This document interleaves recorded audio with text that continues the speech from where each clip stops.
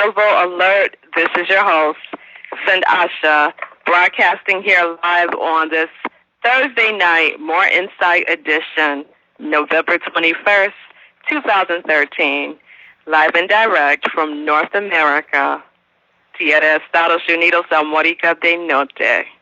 Thank you so much for tuning in.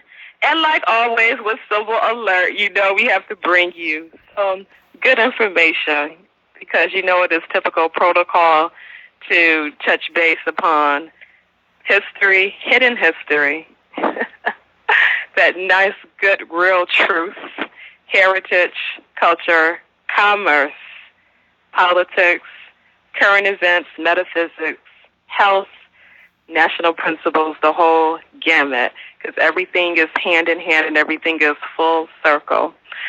Tonight, we are going to talk about 12 Years a Slave, a hidden history movie analysis with Brother Amani Bey. 12 Years a Slave was the autobiography that was penned by Solomon Northup. It was actually published in 1855, and as many of you know, a movie was made based upon that autobiography that launched in the theaters all over the nation this month. And there's been a lot of buzz about the film, and in certain cases, many people are disappointed. Some are saying, like, no, they need to stop making these type of movies, just get over it.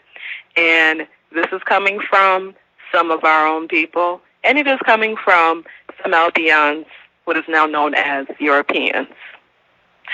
Some people are like, yes, I am happy that Steve McQueen, the producer, made that film because it's shedding light on the hidden history in a codified form. Every time I think about the word code, I'm thinking about those United States codes. I'm thinking about slave codes, black codes. Everything is always codified. But it's in those codes where you have to go in and use the keys to unlock the locks. So tonight, Brother Amani Bey is going to be here so that we can talk about different scenes within the movie. We're going to look at this movie from a historical context. For all of you all that have been seeking, and if you've been in the life for a while, you know exactly what the movie represented and what the movie reaffirmed. In a sense, it blatantly reaffirms what the illustrious Prophet Noble Drew Ali had brought all of the Asiatic people back in the early 1900s, where he said, "Come, all ye Asiatics, to learn the truth about your heritage and your birthright. Know that you're not Negro, colored, or black." This goes back to also to what Taj always discussed about how the slavery really happened. In the movie, you all will take notice of there's a lot of foreshadowing where it's showing Solomon being enslaved, but then he's going back to the position and what he was or where he was at before the Great Fall. So tonight we're going to highlight what actually occurred. Who was who? What was going on in the country during that time period in 1841 in the area that is now styled as Saratoga Springs? What was going on where Solomon was actually being addressed by Mr., Sir, distinguished by Europeans? What is going on with the whole concept of how movies are orchestrated? Is it really so that in certain cases, who we may think that is being positioned as albino/Europeans, were those really the British Moors? But, you know, given how the history has been relayed to us, the thought for most of us to think that, there were a lot of Moors from Britain that were actually here side by side with brothers and sisters that were Aboriginal and Indigenous to here. Sometimes it's kind of like a confusing concept because we've been taught for so long that all of the people in Europe are actually albinos. And I bring this up because one thing that I noticed on the Facebook page for the movie, there were quite a bit of Europeans that were upset about the movie. And one thing that I picked up is that I think that certain Europeans may have been upset about the movie because for some of them, they may know the truth in that there were a lot of albino Europeans that were enslaved, as well as some of the Moors being enslaved. So when you start talking about things like the, what is it, the, I want to say the Shays Rebellion, or the Beacon, I may be saying that incorrectly, but if anybody can correct me on that, feel free to press 1, because as you all know, I am an avid student. I'm still learning.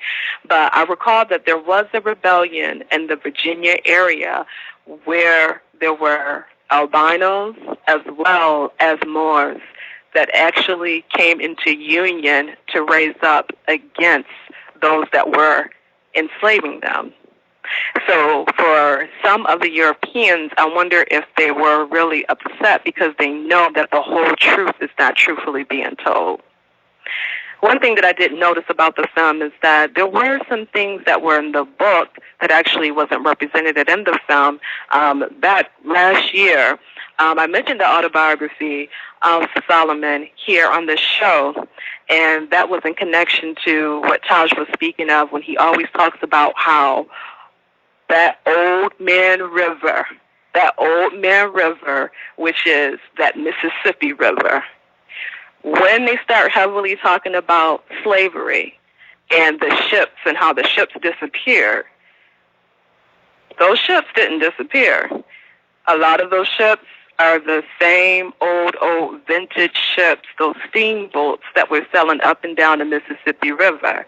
A lot of those ships are what was called the prison ships that were housed all up and down the East Coast, especially with an emphasis on the coast over there by the Hudson Bay.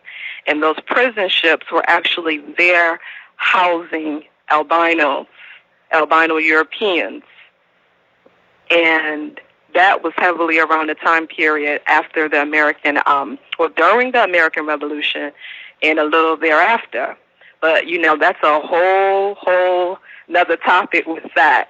So I had brought up Solomon's autobiography when Taj was just talking about and paralleling it to show that Mississippi River was a major thoroughfare, a waterway of transport up and down.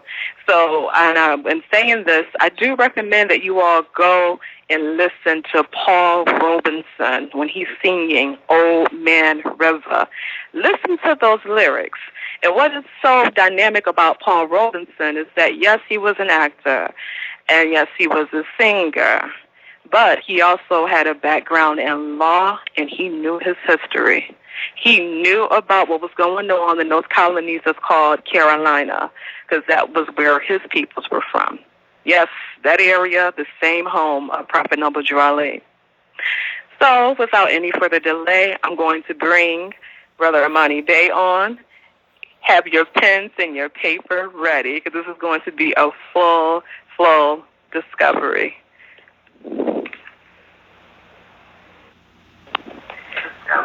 Islam, Imani? Islam, can you hear me? Oh, yes. Welcome back to Civil Alert.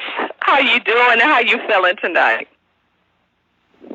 Oh, I'm okay. I just want to let you and the listeners know that I'm here with my 2-year-old daughter. So she caught a cold, and so I may be trying to do multitask here. So my wife will come later, but just to let the family know that she's here, so you may hear coughing. So I just want to let you know that. Okay. Oh, it is all good. It's all good. So she's here to get all of the good vibes with the hidden history vibes. So it's all good. Yes. Yes. And so let's just get right into it. Let's dive right into this. And sorry for the delay here. I know we got a kind of a late start. unfortunately, but better late than never here. Oh yeah. So yes, let's kind of get into the topic at hand. And the movie 12 Years a Slave, the title of the movie, and we're going to just take important, powerful statements that were made in the movie and use those statements as launching pads to cover those powerful statements, which are issues during that time, during ancient times, and currently issues that connect with us now. Firstly, we deal with the title of the movie, 12 Years a Slave. Okay? And I think at least the advertisement that I have of that movie, you have the Asiatic male in a running posture, as if he's running, and then the title above that image, 12 Years a Slave. So we can basically take from that title that the word slave is being applied to that Asiatic. Right? So we can basically take that that was the intent of the creators of the ad and obviously of the movie, correct? Right, correct. So we must first, before we even dive into the subject matter of the movie, we must analyze the title. Okay? So we have an image of an Asiatic, and above that image of the Asiatic, we have the word slave. So it means that they're applying that word to that Asiatic. We have to ask this question: is that an accurate application of the word to that Asiatic? Can we say that Asiatic was indeed a slave? That's the question that we haven't even asked ourselves, maybe in our lifetimes and during our parents' and grandparents' lifetimes, because people throw that word and apply that word to us. And we, without doing any analysis or any confirmation, we just accepted the title. Right. We were slaves. Right. We are the slaves. And it is a global application. So no matter where you travel to, I mean, I travel many places, whether you're in Europe or you're in a place that's currently called Africa. I remember when I went to Africa, the place Montley called Africa now, back in 1995. I went there with Dr. Ben. He used to give these tours. I went with Dr. Ben in 1995 to do a research tour. And what was funny was that when we arrived, and we stayed in many different places there doing our research, and down in the south, in Aswan. You see all these Asiatics. Right, that's true. So, now, of course, prior to going there, the media images of the people in that area are not that heavily melanated. They look like, Mubarak, the former president, right? Right, exactly. So we get all these images in that part of the world that's what they look like, but when you go there, totally different. Now, I'll never forget this. I was walking, and there was an Asiatic sister there, and one of the so-called Arabs said to me, he said, don't worry about her. She's actually not from here. She's from Jamaica.